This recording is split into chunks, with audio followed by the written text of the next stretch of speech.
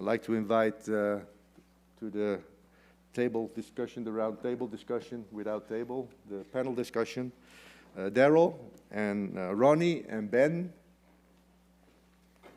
And David is the one who will direct this. Thanks, Frederick. And it's sad, isn't it? Our family time is nearly over. Hasn't it been a wonderful time together? Well, it's not completely finished. So we get to enjoy this panel discussion, which we're talking about the public voice in a politically correct world. And we want to sort of draw a number of threads together as we've journeyed together over the last 3 or 4 days. I want to thank Darrell and Ronnie and Ben for your contribution, and Shabazz, who can't be with us, as well as all the people that have contributed through electives and in many other ways for the rich contribution of this time as we've gathered around and encouraged one another in the area of training. Is this one not working so well? Shall I change my... Oh, I've got a different voice as well. There you go. Goodness me. So we're going to go through a number of different questions on the angle of this, but first I wanted to open it up and talk about what is our role in the public square. We'll talk a bit more about how to have a public voice, but what is our role in the public square? And perhaps someone would like to define what we mean by public square. Well, I'm assuming that what you mean is anything that's going on in public space outside the walls of the church. So I don't know if that comes from Webster's dictionary or Merriam's dictionary or Oxford dictionary. Your opinions dictionary. Yeah, so that's what we're talking about. That's exactly right. So what's our role in that space as Christians to have a presence and a voice? What do you think from Bible and theology our role is? I think, as Professor Bock mentioned, we need to practice joining the conversation, public square, about our faith, bringing our faith in the table as part of the public discourse, and rather than arguing from the biblical perspective always, but how to translate the biblical message into the public discourse, which is kind of difficult. And that's a challenge, a continuing challenge for all of us. So looking at a joining in the conversation that's already happening. Discussing issues and other important issues particularly. Yeah, I was saying, I think something Darrell mentioned the other day, when you think about the Israelites in captivity under the oppression, the encouragement is have babies, have good cities, have good families, engage in the welfare of the city by being part of it. And this is under captivity too, right? So this is under, as it were, enemy territory, and the encouragement to God's people is be part of it, and do good in it as well. And that in itself is a witness of God's faithfulness through his people to those that are watching as well. I also think we have a responsibility to equip people in our churches to occupy the same space in the same way. And this requires something of a reversal of what we tend to think about as the role of the pastor. Because the only way I can do that is to understand the world in which the people that are in my churches are living in. Which means that if I don't understand their work environment and the nature of the challenges relationally they have in their vocation and that kind of thing, then I'm not very well equipped to move into that space. And then one of the ways that we've tried to do this is to try and model and show how to do this through the podcasting work that we do. We have capability now to speak into things and to present certain things in ways that allow people to reflect on what's going on around them. That's what those podcasts are designed to do. And so that's another way you speak into it. And I would say don't feel a responsibility always to speak into it as an advocate for a particular thing, but speak into it with a desire to model a certain way of having conversation and the way of engaging. The way in which I interact and treat someone who thinks differently than I do, and that kind of. Think about it from that dimension as well. because oftentimes that's what's missing in the church. We may have a biblical point of view, but we may deliver it very unbiblically. And I tell people, there are the ideas that I have, and then there's the way I interact with people. If I interact with people poorly, I'm still wrong. And so how we move in the public square, not just with what we believe, but how we engage, is very Push important. into the tone in a moment. I want to back up to what I think you're saying there in the wisdom space is that we need to not only hermeneute our Bibles, which we spend a lot of time, but to hermeneute the world. Right. So that we can actually have that conversation. Perhaps let's press into what does it mean for us to hermeneute the world, and how do we do that? Because often we think that that's not worth our time because we should be in the scriptures rather than in the understanding of the world. We've been given 2 ears and 1 mouth. Yeah, Maybe that matters. Yeah, I mentioned that John Stott's double listening, listening to the world and listening to the word. And admittedly, I'm still a learner in that area, but what I'm trying to do is now we're trying to integrate raising the social consciousness of our members as part of discipleship. Before we have no such thing as, the biblical perspective on social engagement. But now slowly we're integrating that. And I'm trying to model that by showing that you don't need to be very radical.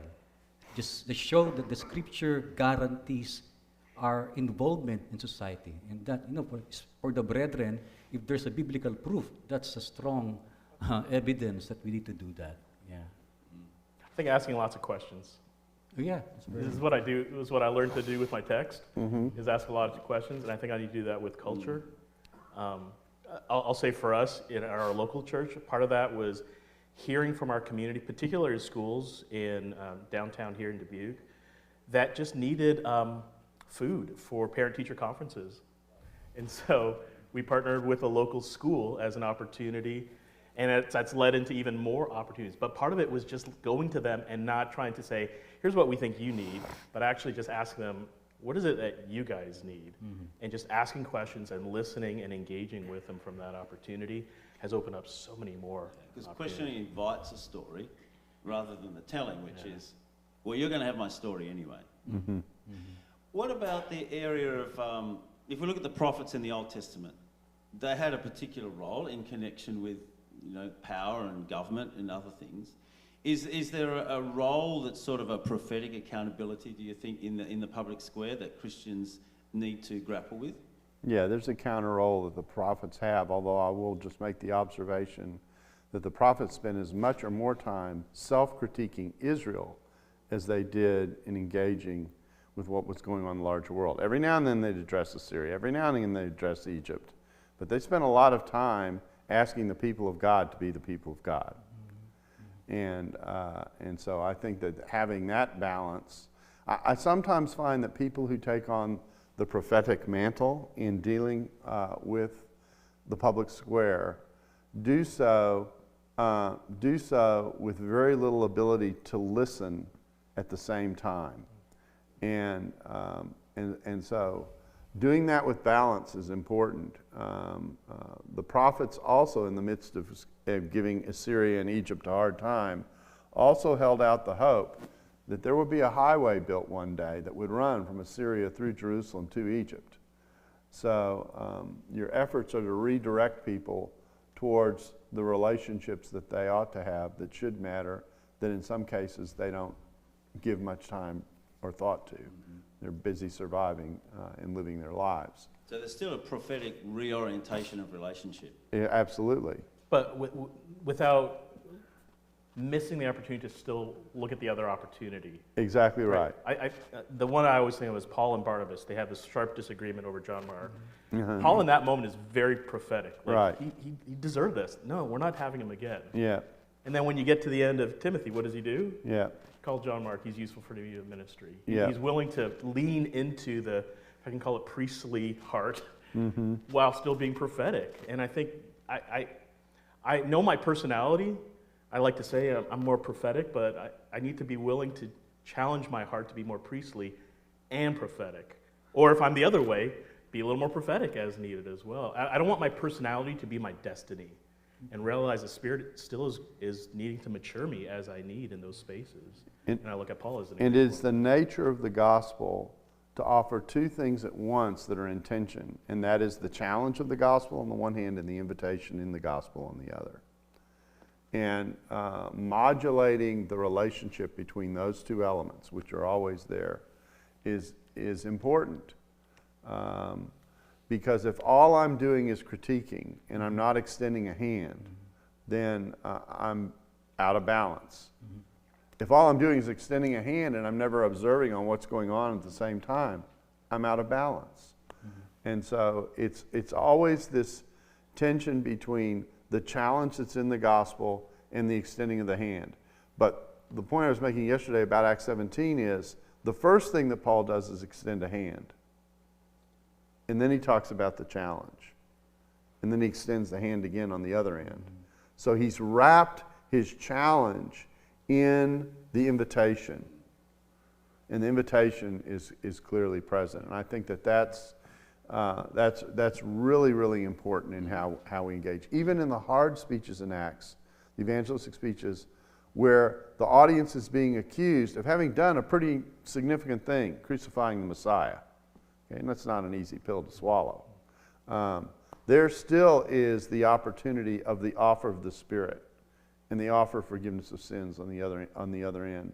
That is an attempt to say, but there's an invitation here. You're not stuck in this bad place that you have created for yourself by your choices.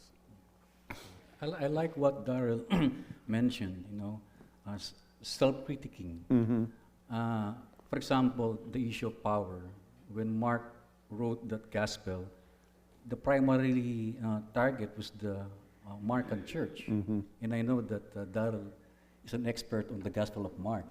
I was very careful exegeting the text yesterday, and I was watching his reaction. But so far, it's just bowing his head. Yeah. So I'm sure that's an agreement.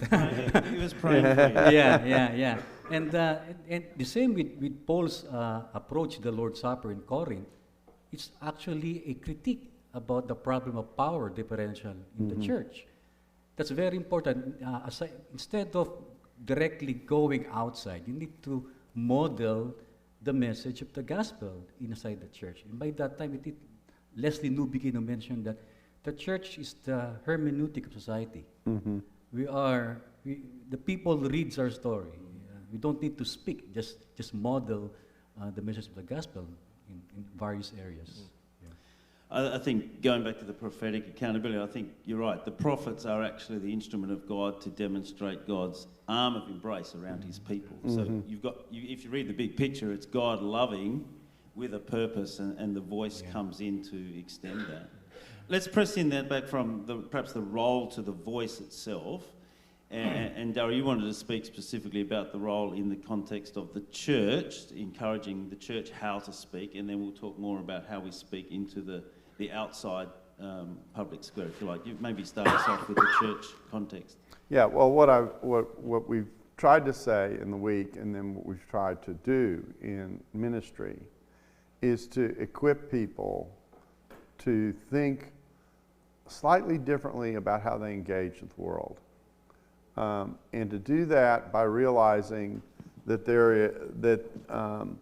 that what we show and how we live and how we connect relationally is actually the way through to a person more often than the ideas that we have, which is the reverse of the way we tend to think. We tend to think if I sit down and logically lay out for someone what God is doing through the gospel and just share the truth, that will work. And I like to use this illustration. Sometimes music does things to people that speeches don't. And so there is this part of the key of engagement is this human dimension of engaging, which is reaching out for the heart of a person and not just their mind. And it isn't that those ideas don't matter. The one thing I don't want to be heard saying is that ideas don't matter and that we shouldn't build the way we do things framed and shaped by what the Bible does. But we're much more powerful when we show what the Bible is talking about rather than just talking about what the Bible is talking about.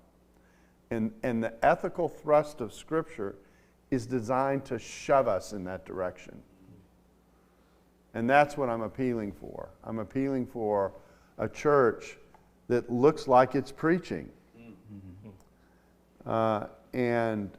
Sometimes I look at the church and I say, you don't fight any differently than the way the world fights. And I'm going, that doesn't work. The things that make us distinctive, Jesus said there was one thing that would make us distinctive. That's if we loved our enemies. If you love the people who like you, what's the big deal in that? Even sinners do that. You know. So it's that distinctive relational difference that makes a difference out of our words. Our words don't go away, they're there. But they put a stamp of authenticity on our words that if we lack that, our words don't matter. So we've got to hermeneutic the world. We've obviously got a hermeneutic Scripture. Now we've got a relational hermeneutic, which is the communication between the two. Ben? Yeah, I often talk to my students about what I call relational capital. The illustration I give, back in the day when we actually had coins in our pockets, my dad would always come home and have this cup, and he'd put coins in it at the end of the day, right? And I remember thinking, well, I want to get a pop, I want to go get a bag of chips, I got to take some money out of that. And the point that I try to make is, in order for me to take anything out of it, there has to be something invested into it. And I often think about this with people. Before I can expect any, pardon the pun, change out of people, before I can expect to have an audience to share truth with them, I have to invest into them first. I have to build relational capital to earn the right. And again, that does not mean I don't still have conviction, that I still don't have truth, I still don't have the Word of God as the authority by which they need. It just means I got to put the time in before I can expect any change out. I think that's, for me, really important as well. So we don't live in as Christian churches. We don't live in a silo. So this family here has, we have a unified spirit this week. We say we want to be relationally engaged. We turn on the TV and we find some other Christian community has done exactly the opposite to what we're talking about here, and that is ascribed to us. So there's different groups that approach things in different ways. So how do we deal with that space? Yeah, that's the challenge. I can only be faithful and responsible to the things God gives my way and try and be as faithful as I can. I need to be able to point out when the church is not doing all that it should be doing. I need to be given that space. I need to do that graciously, because there are probably things that I do that need to be pointed out. So yeah, that's a tricky space, and what it does is it produces, well, we all know this. You walk into any assembly or congregation, you're going to have people who are all over the map in terms of where they are. There's actually been recent sociological work that divides evangelicalism today into 6 different groups that you're dealing with. 4 of which are inside the church, and 2 of which have decided to leave the church in one fashion or form.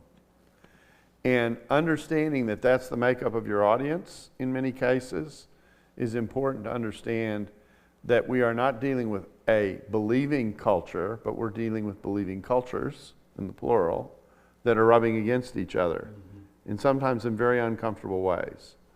And the pastor's role is not to figure out who's right. The pastor's role, or not just to figure out who's right, pastor's role is to shepherd that entire group, which is an immense challenge. In short, it's very messy. I know all of you are aware that our president now is the son of Ferdinand Marcos Jr. In our church, I think this is the most polarized election we ever had. Both of the believers in the church are using the scripture to justify the martial law and to critique the martial law. So what I did is that one Sunday morning, I stood up in the congregation and I said, we need to come together, we need to help the government, we need to continue critiquing the government. If they're doing right, let's praise them, but if they're doing wrong, let's call them out. In short, that's democracy. That's democracy. And I believe our role is continue to allow our congregation to speak out their ideas and let the church deal with it rather than siding with other, siding by particular issues. Depoliticizing the agenda, bringing it into a conversation in the church. Is that what you're saying? Yeah, rather than cancel the conversation. Yeah. Allow the conversation to Allow a happen. free conversation Yeah. in the church. And that's often what we don't do, right? We don't allow engagement of ideas within a Christian framework in our church. Because it's not easy. It will divide your church somehow, one way or another. So if But you- that's the price of democracy. That's the price of truth. So I mean, if- we can't even have conversations about eschatology without getting upset. So Yeah. how are we going to deal Yeah. with race and power Yeah. and suffering and other things, right? And so the challenge becomes, in thinking through where I am and how I'm engaging with someone, do I develop a mindset in the church that tries to understand that in a fallen world, you have values that are colliding and are not in alignment? So am I able to see or sense a value coming from somewhere else that's a part of the conversation? And I don't just try and neutralize it or eliminate it, but I ask, how do I incorporate this into the way of balancing a conversation, whatever. So teaching people to be able to think about people who think differently than they do. Again, not agreeing with them, but just understanding where they're coming from, is really an important skill that, generally speaking, we have not exercised well in the church. And so our ability to connect and help people differentiate in a world that doesn't like differentiation.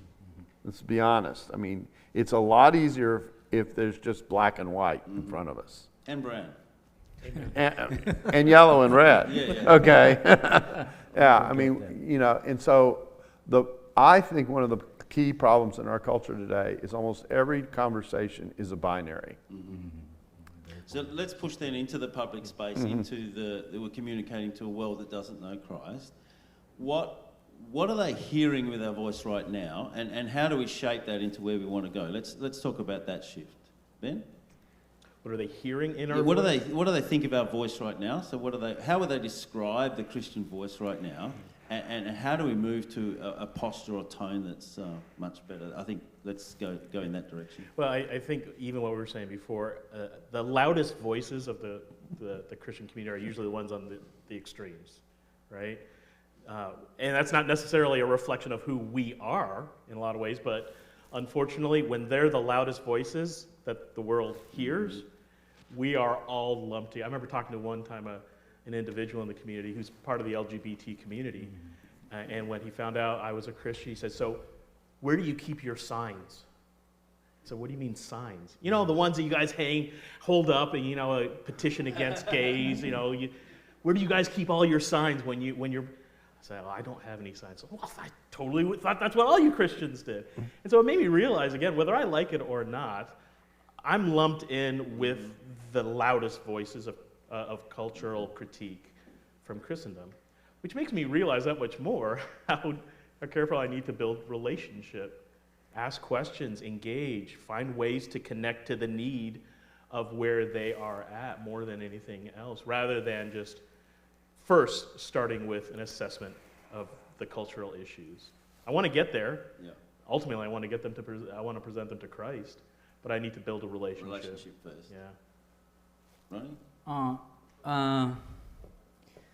I always start with the idea that the church should understand that social issues doesn't necessarily mean can be answered by biblical texts, the proof texting.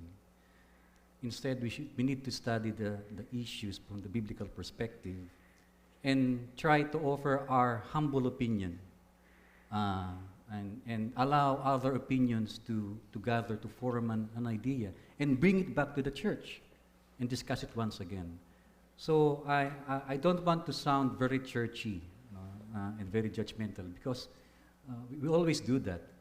And again, we're still a learner, but we're hoping that by doing this in our church, we'll be able to engage social issues in the society. That's my simple answer. Sure. The best way to engage with someone that you're disagreeing with is to see if there is something on which you can agree, and work from there, and work towards a goal of thinking about where the truth has us. We all know that we live in a world that falls short of what God asks of us. That we know. And we tend to blame them for it. We tend to ignore how we might be contributing to that. Mm-hmm. And so, if I'm reaching out and there's a value that's out there that I think I can share, even if I apply it in a different way, I've at least made a move towards somebody to have a conversation on something on which we have an element of agreement, and then can work from there. And then the challenge can work around the nature of that agreement and the way that agreement is applied, or the differences in how that agreement is applied. And I have a different kind of conversation than if I just say, you're wrong. Mm-hmm. So I'm looking for that. Now, there are going to be times, this is a very tricky conversation, because there are going to be times in which the position taken is a position that needs to be challenged. And there is no such common ground, or the starting place is so different, the chances for a good conversation are difficult. That has to be recognized as well. And so that's the hard part of this. There is, I think you used the word wisdom earlier. Mm-hmm. There is a discernment that has to go on in the midst of all this parsing that I'm asking for. Sometimes people react to the things that I say and say, it's so complicated. And I sit there and I go, yeah, that's exactly what it is. Mm-hmm. And so you don't deal with something that's complicated by oversimplifying it. Okay. And so we have to live with the tension that a fallen world delivers to us, and come to grips with that.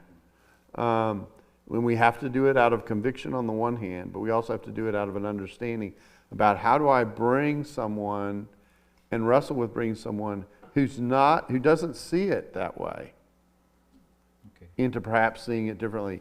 I can't tell you how important the idea is of part of our responsibility is to help people to create categories they may not currently have. And that's not easy to do, because the categories that they have get reinforced all the time. I think for me, when I'm engaging with someone that we're talking about that has a different opinion, I think they're looking for three things, or in any of us when we engage. I think wisdom is the first one. Mm-hmm. It is complicated, so we have to do our homework. We have to understand the issue from our perspective and their perspective. And I think that's the wisdom that they're looking for, so that they feel like there's an engagement that understands them. Mm-hmm. I think secondly, they're often looking for hypocrisy. That's a big thing that people are looking for. So they want to see that there's a character of integrity where I'm not there in a judgmental way, I'm there in a real relational way, and there's some character to myself or to us as we engage. Then I think the third thing is, and this is something that the church hasn't always communicated well, is that we are there for them. We actually want something better. We want something better for humanity. We're there for the flourishing of all, not to just bring everyone down to an opinion or something. And sometimes I think we've got to line those three up, otherwise we can get dismissed. Yeah, and I keep on having to remind myself where real change comes from, namely from the gospel of Jesus Christ. Mm-hmm.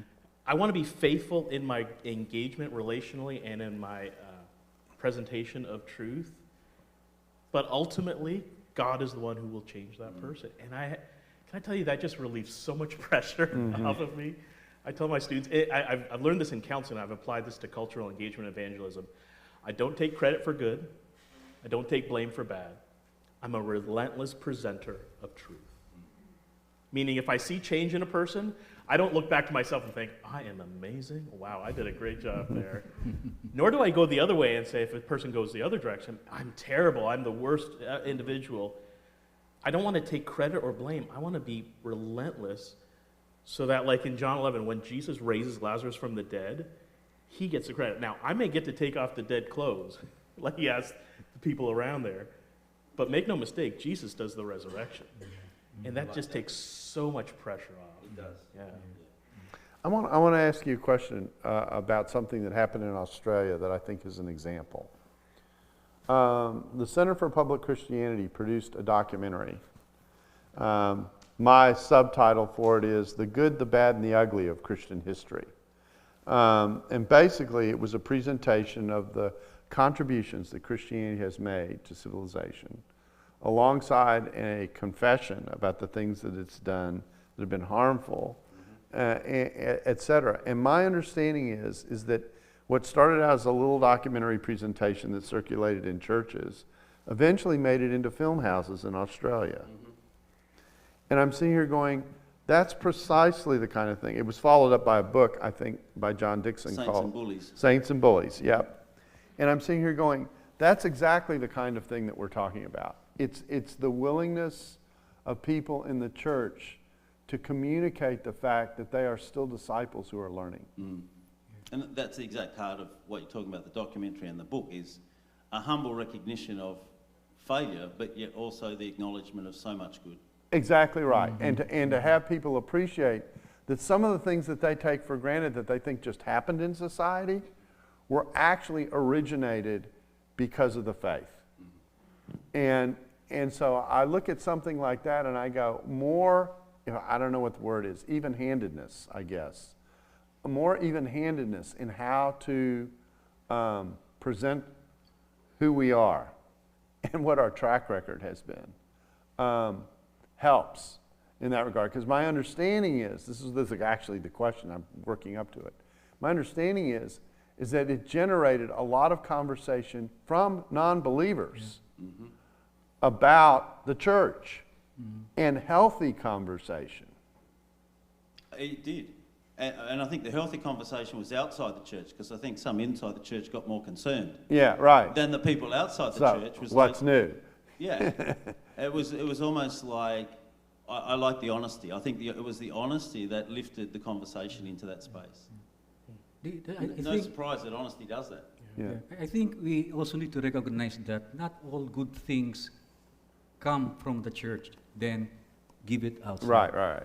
We need to recognize that there are good things outside the church that we need to understand. For example, in the Philippines, the community pantry, which was started by a woman, she was not a believer, but that action, community pantry, was copied by other churches. Our church did that. We serve our community by having our community pantry. The church never gave money, but we provided food for the community. And the community also... pantry, in case you missed the accent there. Yeah. The community pantry, those, we place food outside the church, and the people in the community can just take the food, and they can also give food, so others can take other foods also. You reminded me of something I used to do in my spiritual formation groups with the students. And I used to go, we were 3 blocks away from at one point, one of the most dangerous parts of Dallas. And there were all kinds of community services on one street 3 blocks away. And so I would take my spiritual formation group to these groups. Some of them were Christian and some of them weren't. And I raised the question for them as future pastors. If you were in a church and you knew that first of all, I wanted them to know these community entities exist. They're there. And they're reaching to parts of the society that we tend to ignore. Yeah. So that awareness is step number 1. And I said, and if you did, so what would your option be? Would you go and form your own Christian group to replicate what they're doing? Or would you join in with them alongside them, which does 2 things simultaneously. It shows your presence in the midst of the totality of the community. It also puts you in relationship with people who aren't in the church, but whose hearts and inclinations are operating out of a common grace image of God space that can be reinforced. Okay? And would you be willing to do that? Because I think our tendency in the church is to say, well, we'll create our own Christian relief organization that'll step into that space. It will be distinctively and only Christian, and that way we'll mark it out. There's another part of me that says, yeah, and in the process, I'm ignoring a whole series of relationships I could build with people who aren't in the church, but who might appreciate what the church has to offer. They got to know someone in the church. Right.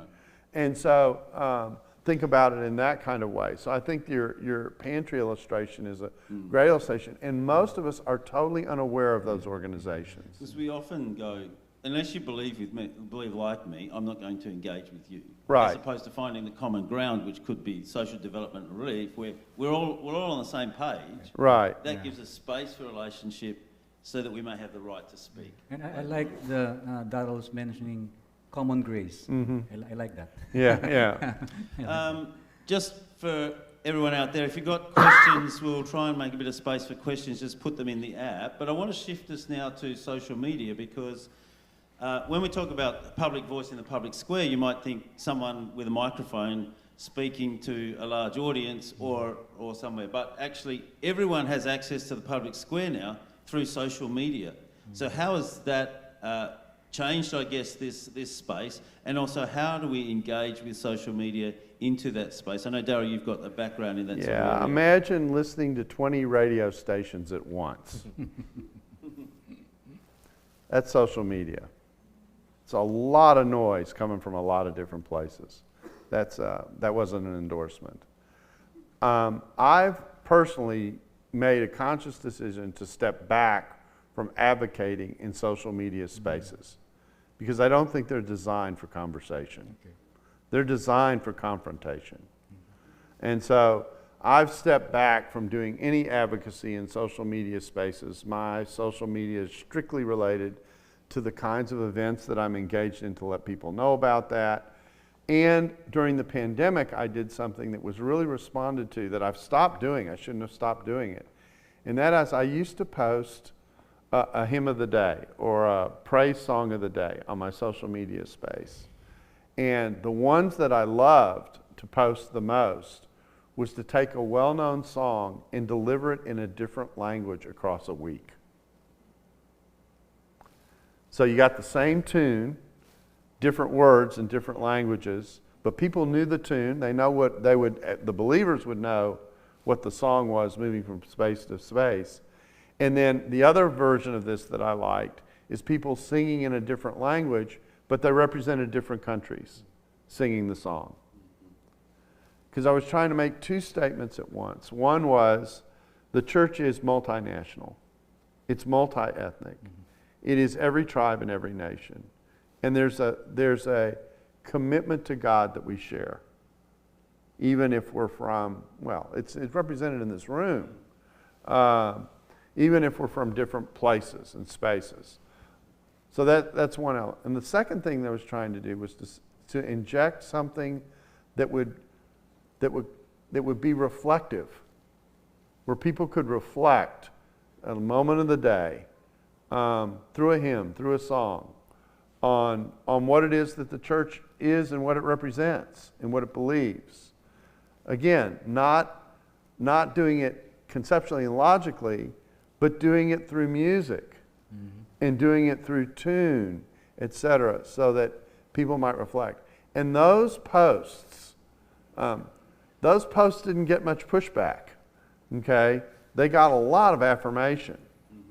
And I stopped doing it because I was doing it during the pandemic when everyone was feeling so isolated. That was why I was doing it. But I think that's a better use of social media space than my advocating, because when I advocate in social media space, no one can hear my intonation. They cannot hear my heart. There are words on a page, and the person reading it reads it with an intonation and the heart that they have. So it doesn't communicate some of the most important elements of the communication that I need to have in the context of the controversy. Yeah, part of my research was actually examining this, interracial couples who experience animosity through online contexts. either were victims of it or perpetuated it. And I had this one participant who actually was doing this, was advocating, was really hurting people through online spaces. I never knew how much I could hurt people without never seeing how it hurt people. Mm-hmm. And so one element is what Darrell's saying, people can't see me, but the other side is you can't see how it hurts them. Mm-hmm. Yeah. And so you may have every good intent, every good hope of this, but when you don't see the effect that it has on them, when you can't see how the words, as it were, have that challenge, wow, it's unfortunately incredibly powerful. And then it just gets sickle, it just gets uglier and uglier, and then it becomes this terrible beast. And so I think it's We might be thinking we're sending love, but it ends up being rocks. right, that much more. And so in an effort to fight the dragon, we become the dragon, as Nietzsche said in some ways, and online spaces develop that. Yeah. And once that misunderstanding gets placed into that conversation, the removal of it is like very, very difficult. Mhm. Yeah. Because there's no good relational base from which to go to work on the misunderstanding. And so social media is just, it has certain things that it does for us, it has certain things in which it blesses us, but it's like all media. Mm-hmm. All media has strengths and weaknesses, and it's not conducive, I don't think, to this best relational style engagement. of engagement that we're talking about. Anything to add, Ronnie? I don't like social media. I mean, but there are guys who are very good in maintaining conversation and exploring ideas, but not me, you know, especially just reading memes and, I don't know, I hate social media. Can I say that also then relates to what you just post? Or I remember one person saying, I just forward what other people put online. I said, to me, it still has an effect, even if it's not literally your words, and I just forward what other people say, you get connected to it. And so it still has the same effect, even when it's not your own words per se. And think about the effect, I gotta add this. I think about the effect of attaching a complicated issue and thinking it can be solved in 128 words. Well, we want to do things quickly. Yeah. Okay, last one for the panel generally, and then we'll go to questions. Political correctness. We're speaking into a world that is pushing this political correct agenda. How do we engage, and what do we do with that agenda as far as our engagement's concerned? I'm gonna try and say this with sympathy. Maybe hard. I think the more we scream about political correctness, the more platform we give to it. There is a way to engage that's different and distinct from political correctness without constantly drawing attention to political correctness. I actually think the world has got us right in one place for their agenda. And that is to push their agenda in such a way that we constantly react to it. Or go silent. On our side, yeah. And so all we do is draw more attention to it. I know the world has an agenda, okay? That's transparent from the way the world pushes some of this stuff in my face. And I know there's a political correctness that they try and insist upon. There are certain things that are a reflection of political correctness I just will never do because I don't believe those things need to be done. But the last thing I want to do is draw more attention to it. And I think sometimes we are, the phrase cancel culture, which is a big phrase that we talk about. Cancel culture is an equal opportunity employer. There's as much cancel culture going on the right as there is on the left. Right. And so it's an environment that gets created. And I just don't want to contribute to it. I want to step out of it and have other things be more important than my campaigning against political correctness. Now, granted, there are certain situations, local schools, that kind of thing, where you're dealing with community practice, where what you want to do is create a sense of we all have rights as we participate with one another in the society that we need to respect. We need to build that side in a pushback against political correctness. But I do think that sometimes all we do is they turn up the volume on political correctness, and all we do is take the dial and turn it up a little more. You know, in counseling, I often, when I'm dealing with clients, I have to deal with what's often called as resistance. I ask a question, a client doesn't want to talk about it or pushes back. What I often have to do is then work with the resistance. Mm-hmm. Or I could do the other way. I can try and yank them and pull them that much more, which actually just creates more resistance. Mm-hmm. What if instead I work with the resistance? In that, I ask the question of why there is the concern to begin with. I don't get necessarily to the issue, but why is there issue with the issue? And what it does, it opens up a dialogue that much more. It opens up an opportunity. We get so concerned about the issue of political correctness or cancel culture, we're actually missing the issue behind it. Mm-hmm. And I really think that the political correctness, the cancel culture concerns that we rightfully have as Christians, and so I do want to affirm that, is an opportunity for us to work with the resistance. Because that's what culture is showing us. They're showing us resistance.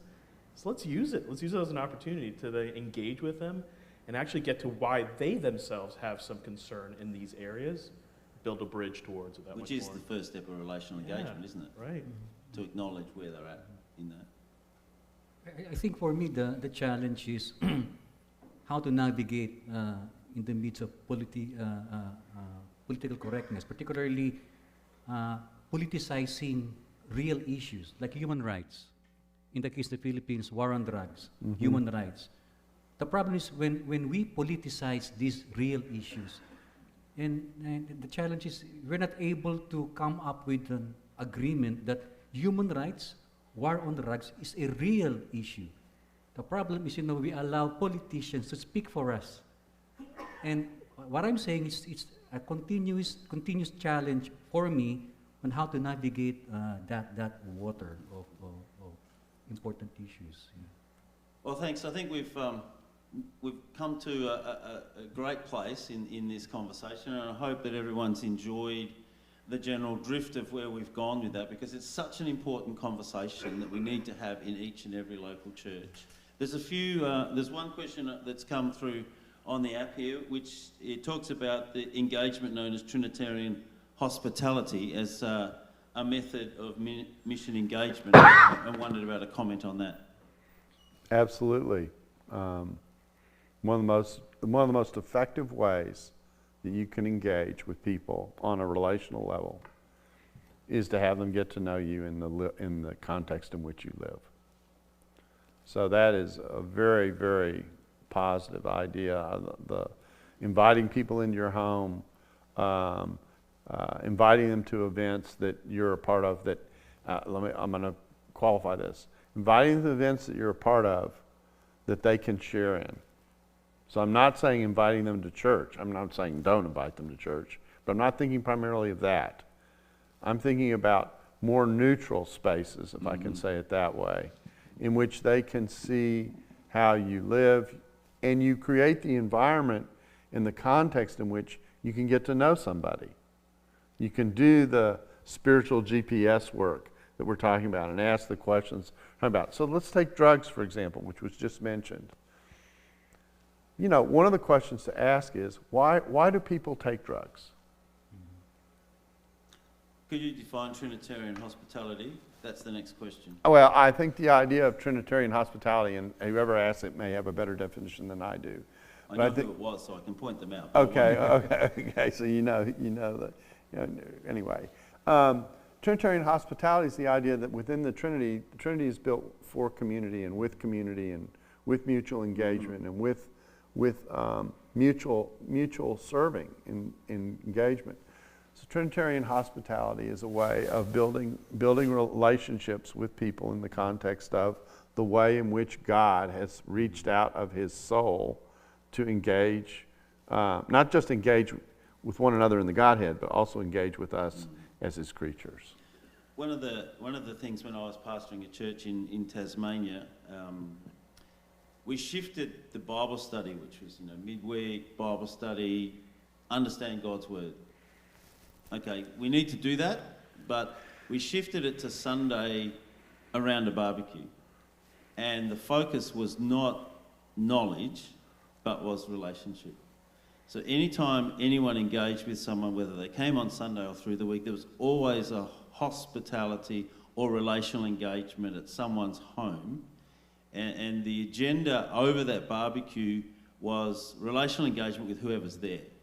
So if there were people there for the first time, the agenda completely shifted to a focus on where they're at. If there was no unbelievers or new people there, it shifted back to how do we pray and grow together. And that was very fruitful, just that shift from what do I understand to how do I engage with people. So imagine in that kind of a context, if you did have some people who weren't believers who came, the opportunity that presents for every believer in the room to say, how do you hear what we're saying to you? Process that for me. What do you get? What do you go? What do you have questions about? What don't you have questions about? My goodness, you're right in the middle of that spiritual GPS space that you have created by the environment that you have done it in. You've made them participants in the conversation. They may not know much about the Bible that you're trying to share, but they can tell you a lot about how they're hearing what you're sharing, which is worth knowing. Because you want to know, one of the things you want to know when you deliver a message is, has the message actually made it through? Do they actually get it? Or what is it that they're struggling with that causes them not to get it? That kind of thing. So I see that as a real terrific opportunity to think about your Bible study in kind of a two-pronged way. There's the content that you're dealing with, but you're also dealing with a perception and pursuit of how is what I am saying being heard? And what is communicating and what isn't? Or where are the points where they're running into something where there might need to be help in communicating what's really going on? To what degree we can invite them into our community? Yeah. I'm encouraged by how we can be invited into their community. Mm-hmm. A neighbor of mine said this. I'll give this one example in an American context.